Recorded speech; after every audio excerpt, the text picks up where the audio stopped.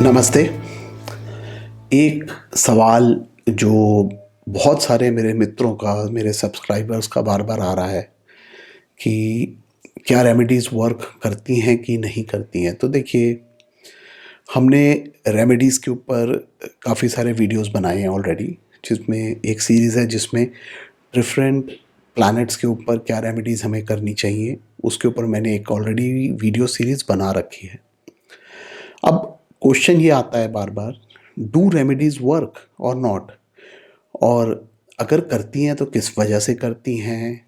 कर्म किस तरह से वर्क करता है when it comes to remedies? तो ये सवाल आ रहा था, तो इसीलिए ये वीडियो बनाया जा रहा है ताकि मैं इस सवाल के ऊपर कुछ आप लोगों को आंसर दे पाऊँ कि ये जो रेमेडीज़ हैं किस तरह से काम करती हैं। तो देखिए, इसको समझने के लिए सबसे पहले हमें ज्योतिष में कर्म किस प्रकार से काम करते हैं उसको समझना पड़ेगा। तो देखिए, अ, अगर हम कर्म की बात करें तो जो टोटल कर्मास हैं which is coming from all the births, हम जितने भी बर्थ्स में गए हैं सारे, अगर मैं कर्मास की बात करूं तो उसको संचित कर्म बोला जाता है, यानी sum total of all the karmas. आपके कितने भी बर्थ्स हैं सबका जो भी सम टोटल है, इतने अच्छे हैं इतने बुरे हैं, that sum total is the संचित कर्मास।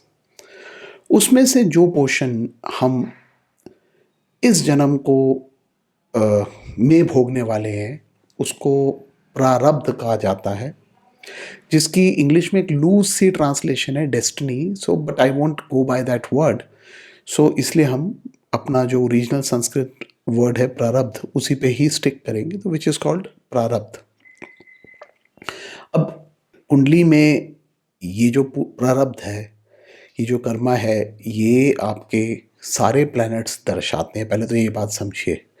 बहुत सारे लोग हैं, आपने देखा होगा, बोलते हैं कि राहु केतु जो जिस एक्सिस में होंगे that is the area you have to work on. Agreed, वो एक एरिया होता है जिस पे आपको काम करना है, लेकिन इस चीज़ का हमेशा ध्यान रखिए कि जो आपका प्रारब्ध है वो आपकी पूरी कुंडली दिखाती है। उसमें हम उसको एक प्लैनेट पे या एक घर के ऊपर नहीं डाल सकते। यस, डेफिनेटली जो आप लेके आ रहे हो हम उसको पाँचवें घर से देखते हैं, क्योंकि पाँचवा घर जो है वो पूर्व पुण्य का बल है। तो जो प्रारब्ध का बल है या वीकनेसेस हैं उसको हम फिफ्थ हाउस से देखते हैं।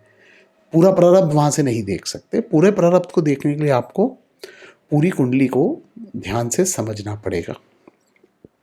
और सिर्फ D1 चार्ट नहीं, आपको नवांश में जाना पड़ेगा क्योंकि वो सूक्ष्म को रिप्रेजेंट करता है। You have to go into other divisional charts, जिससे आप अपने डिफरेंट एरियाज ऑफ कर्मास को देख सकते हैं कि आपके आपके सिबलिंग्स के किस प्रकार कर्मास हैं। वो D3 से आप देखोगे। आपके पेरेंट्स के साथ क्या कर्मास हैं वो आप D12 से देखोगे। मिजरीज के हैं लाइफ में वो त्रिशांश से देखते हैं। तो इस तरह से हम डिफरेंट डिविजनल चार्ट्स में जाकर उसी जो प्रारब्ध आपको मिल रहा है उसको हम डिफरेंट कॉम्बिनेशंस में जाके स्टडी कर सकते हैं। अब अगर सब कुछ फिक्स्ड है तो फिर फ्री विल कहाँ आई? तो देखिए, जो प्रारब्ध है वो आपको मिल गया, विच represents almost 70% of your chart कि आपकी ज़िंदगी किस प्रकार से चलने वाली है। बाकी जो पोर्शन है वो फ्री विल होती है, जो आप कर्म इस जन्म में करेंगे। अब जो आप कर्म अब कर रहे हैं, ये कर्म जो हैं ये जो हैं ये एक बिल्डिंग ब्लॉक्स हैं for the next birth and for the karmas which you are doing in this life. ज़रूरी नहीं है कि सारे कर्म आपने जो अच्छे करें आपको इसी जन्म में मिलेंगे, वो आगे के लिए भी ऐड हो रहे हैं, because you have a balance of karmas, उसमें ऐड हो रहे हैं। लेकिन वो कब कहाँ यूज़ होगा, that is something you know which is kept a secret, और आपको नहीं बताया जाता कि कब कौन सा कर्म कहाँ पे आपका यूज़ होने वाला है। बस यस, आप कुछ हद तक कुंडली से देख सकते हैं। जब हम कुंडली एनालाइज करते हैं तो साथ में उस समय का प्रश्न चार्ट बना के और गोचर बना के भी हम देख सकते हैं कि आपके जो प्रेजेंट बर्थ के कर्मज है वो किस प्रकार से वर्क कर रहे हैं। So there are techniques in astrology through which you can actually see these things also. तो बट अब अगर हम अपने टॉपिक पे आते हैं रेमेडीज़ के ऊपर, तो देखिए, see there are actually 3 kind of karmas. एक दृढ़ कर्मास होते हैं which are fixed, which cannot be changed. वो दृढ़ कर्मा है। आप किस घर में पैदा हो रहे हैं, किस फैमिली में पैदा हो रहे हैं, कितना पैसा आपको एट बर्थ मिलने वाला है, किस तरह आपका बचपन जाएगा, ये सब तो फिक्स्ड है, यू कैनॉट चेंज इट। सो ये इस तरह के जो कर्मास हैं, ये सब दृढ़ कैटेगरी ऑफ कर्मा में आते हैं। एक और कैटेगरी होती है जिसको हम बोलते हैं अदृढ़, अनफिक्स्ड। ये वो कर्मास हैं जिनको आप चेंज कर सकते हो, जहाँ पे आपकी फ्री विल काम करेगी और चेंज हो जाएगी। तीसरी कैटेगरी ऑफ कर्मा होती है दृढ़ अदृढ़, यानी फिक्स्ड अनफिक्स्ड। जो ये कैटेगरी ऑफ कर्मा है, इसको अगर हम बहुत ज़्यादा एफर्ट दें किसी भी प्रकार का, तो हम इस कर्मा को कुछ हद तक चेंज कर सकते हैं। तो अगर हम रेमेडीज़ की बात करेंगे, तो रेमेडीज़ जो हैं वो आपके 2 कैटेगरीज ऑफ कर्मास के अंदर काम करती है। एक वो अदृढ़ में, अनफिक्स्ड कर्मास में। जो कर्मास फिक्स्ड नहीं है, मतलब you can easily change them, वहाँ पे आपकी रेमेडीज़ काम करेंगी। अगर मैं ज्योतिषीय दृष्टिकोण से इस चीज़ को देखूँगा, तो फॉर एग्ज़ाम्पल आपको कुछ प्रॉब्लम्स आ रही हैं आपकी जॉब में बिकॉज ऑफ अ प्रत्यंतर दशा। जैसे आपकी महादशा चल रही है, उसमें सपोज़ कीजिए, I am just taking an example, इसको आप मतलब पकड़ मत लेना, सिर्फ एग्जाम्पल है ये, कि जैसे अगर किसी की राहु की प्रत्यंतर चल रही हो और उस समय जिस तरह से राहु प्लेस्ड है कुंडली में, गोचर में भी और चार्ट में भी, उसकी वजह से उसको उसके प्रोफेशन में प्रॉब्लम आ रही है, एग्जाम्पल है, तो that is N unfixed Karma. आप उसको चेंज कर सकते हैं बिकॉज वो एक प्रत्यंतर लेवल की प्रॉब्लम है। आप देखेंगे कि मेन महादशा अच्छी है, अंतरदशा अच्छी है, सिर्फ प्रत्यंतर का जो प्लैनेट है वो वेल प्लेस्ड नहीं है फ्रॉम हिज प्रोफेशन चार्ट से।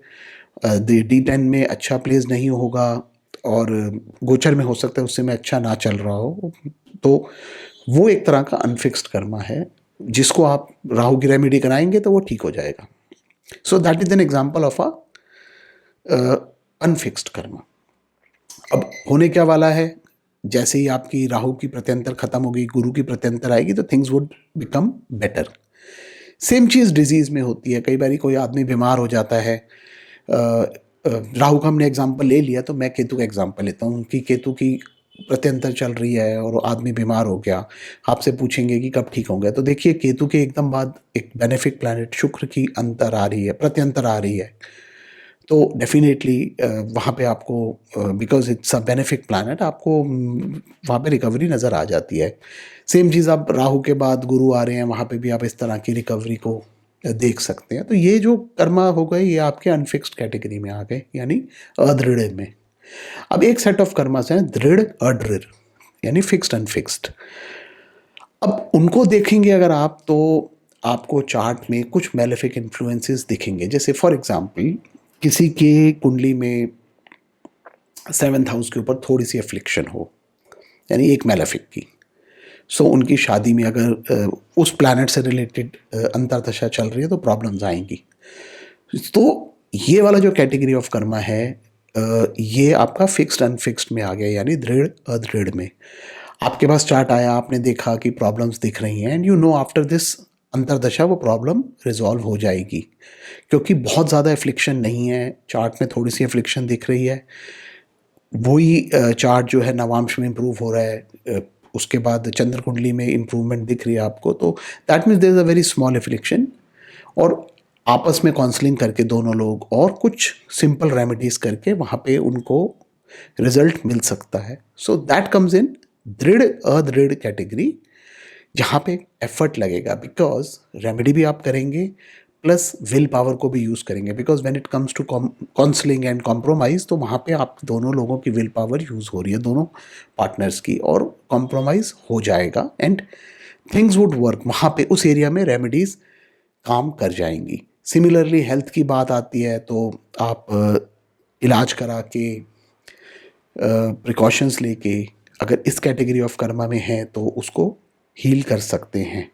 मनी इश्यूज़ हैं, वहाँ भी ऐसा हो सकता है, करियर इश्यूज़ हैं, वहाँ भी ऐसा हो सकता है। लेकिन जहाँ पे कोई चीज़ दृढ़ कैटेगरी में आ जाए, यानी मेलेफिक इन्फ्लुएंसेस बहुत ज़्यादा स्ट्रांग हो गए उस स्पेसिफिक हाउस पे जिसकी हम बात कर रहे हैं, तो वहाँ पे रेमेडीज़ जो हैं वो नहीं वर्क करती। रेमेडीज़ जो हैं सिर्फ बहुत ही मिनिमल इफ़ेक्ट दे पाएंगी ऐसे केस में, बिकॉज वहाँ पे आप ये कहेंगे कि ये तो प्रारब्ध है, इसमें हम कुछ नहीं कर सकते हैं। तो आई थिंक आप लोगों को समझ आ गया होगा कि रेमेडीज़ किस तरह से काम करती हैं, और ये 3 एरियाज़ हैं जो हमारे कर्मास के, उसको हम चार्ट में किस प्रकार देखते हैं। तो देखिए, अगर मैं इन कर्मास की कैटेगरी की बात करूँगा, तो जैसे मैंने बताया कि हमें इन्फ्लुएंसेस देखने पड़ते हैं, बेनिफिक या मेलेफिक्स, और सिर्फ D1 चार्ट में नहीं, ये इन्फ्लुएंसेस आप डिफरेंट डिविजनल चार्ट्स में जाके देखते हो। तो इसको समझने के लिए, कार्मिक पैटर्न को समझने के लिए आपको काफ़ी ज़्यादा एक्सपीरियंस चाहिए ज्योतिष में, उसके बाद आप समझ सकते हैं।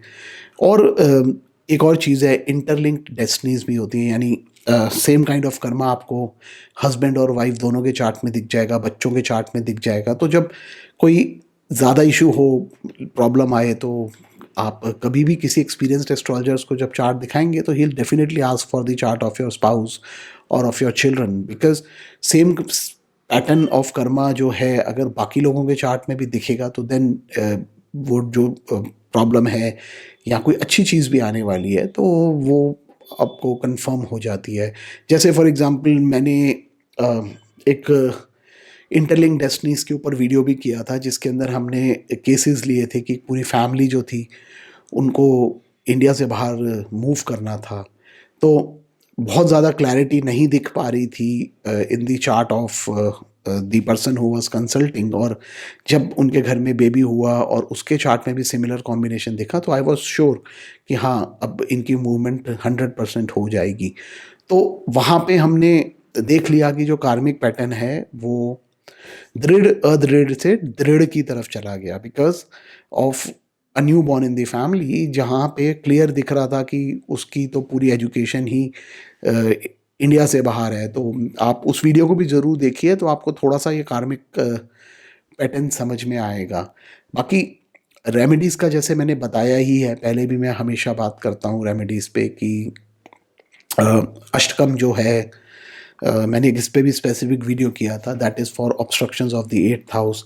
षटकम जो हैं जितने भी, वो छठे घर से रिलेट करते हैं, तो ये हम लोगों ने ऑलरेडी पहले भी बात की है। तो there are lot of different स्तोत्रास which are used for different remedies. अभी मैंने एक शॉर्ट किया था because I went to Rishikesh, जब कार्तिक का महीना स्टार्ट हुआ, तो उसमें मैंने बात की कि अगर किसी को भी लक्ष्मी रिलेटेड इशू है, तो पूरे कार्तिक के मास अगर वो दिया जलाते हैं अपने घर में, घर के बाहर, आई मीन तुलसी पे, तो बहुत अच्छे रिजल्ट रहते हैं। और साथ में महालक्ष्मी अष्टकम या कनक धारा स्तोत्रम वेस्ट डायरेक्शन में फेस करके पढ़ेंगे, तो lot of issues related to Lakshmi can be resolved with that.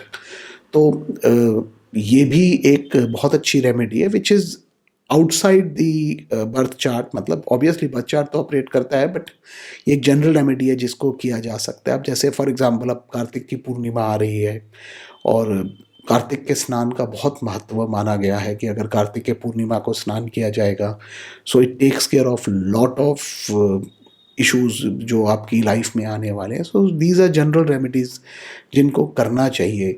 और बाकी एक भी चीज़ हमेशा ध्यान दीजिए कि जैसे what you are expecting from the universe, अगर आप वो ही देंगे तो आपको उससे अच्छे रिजल्ट्स मिलेंगे।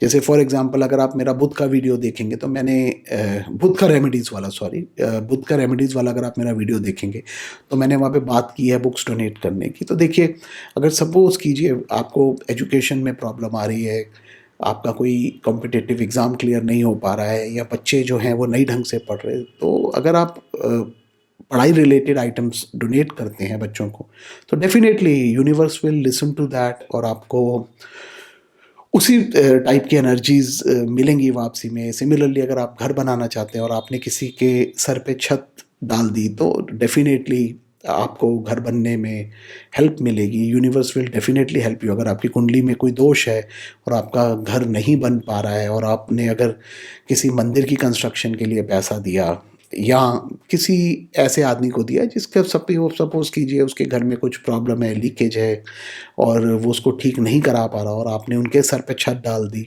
उसको रिज़ॉल्व करा दिया प्रॉब्लम को।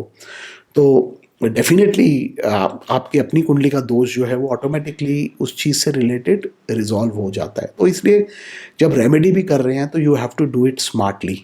ऐसा नहीं है कि कुछ भी आप रेमेडी करते रहेंगे कि आपको मनी प्रॉब्लम है और आपने गरीब बच्चों को 2-2 रुपए का बिस्कुट खिला दिया तो उससे आपको डेफ़िनेटली रिज़ल्ट नहीं मिलेगा। आप एक्सपेक्ट जो कर रहे हैं उससे रिलेटेड रेमेडी ही आपको करनी पड़ेगी। अगर आप बहुत मोटे पे पैकेज पे जाना चाहते हैं तो डेफ़िनेटली आपको किसी को नौकरी तो देनी पड़ेगी, किसी की हेल्प तो करनी पड़ेगी, तभी आपकी भी हेल्प होगी। तो I mean this was just a random video actually because इस तरह के सवाल आए थे एंड मैंने सोचा कि वीडियो के माध्यम से इसको रिकॉर्ड कर देता हूँ। तो सो आई होप दैट जितना भी मैंने बताया है इसके ऊपर वो आप लोगों के लिए क्लियर होगा, आपके डाउट्स क्लियर हो जाएँगे बिकॉज़ जो कर्मा थ्योरी है ये तो बहुत डिटेल्ड है। बहुत टाइम से मैं सोचता हूँ इसके ऊपर एक वीडियो शूट करूँ बट आई डोंट नो हो नहीं पाता है वो because it's very detailed, very complex and जो मैं जिस प्रकार का वीडियो करना चाहता हूँ उसमें मैं एग्ज़ाम्पल चार्ट्स भी लेना चाहता हूँ। So I will definitely work on that and हो सकता है जल्दी उस तरह के वीडियो को भी हम लोग शूट करें। So for today that's it from my side. Thank you.